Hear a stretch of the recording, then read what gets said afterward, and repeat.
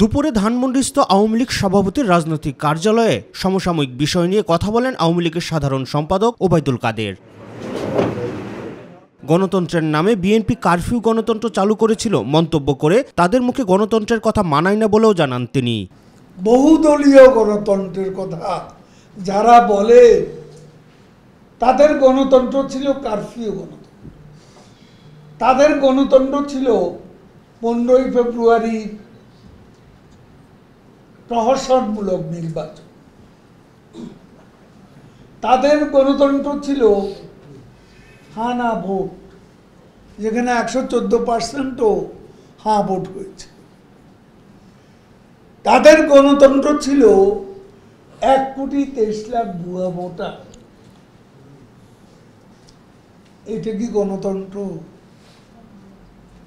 গণতন্ত্রকে তারাই ধ্বংস কিনারায় নিয়ে গিয়েছিল।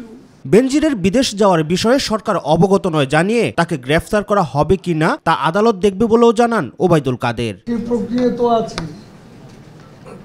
সেই প্রক্রিয়া দুদক তদন্ত করছে। দুদক যদি মামলা করে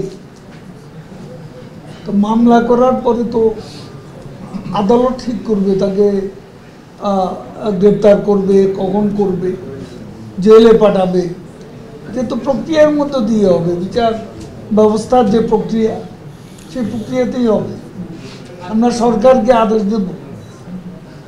দুর্নীতির বিরুদ্ধে সরকার নির্বিকার নয় উল্লেখ করে খালেদা জিয়ার আমলে প্রধানমন্ত্রীর অফিস দুর্নীতির আখড়া ছিল বলেও অভিযোগ করেন সড়ক পরিবহন ও সেতুমন্ত্রী ওবায়দুল কাদের। দুর্নীতি কেউ করে থাকতে পারে, সেটা তার ব্যক্তিগত বিষয়। আমার কথা হচ্ছে সরকার এখানে নির্বিকার কিনা, সরকার এখানে সৎসাহস দেখাচ্ছে, দুর্নীতির বিচার হচ্ছে, তদন্ত হচ্ছে। রাকিব হাসান, মাই টিভি, ঢাকা।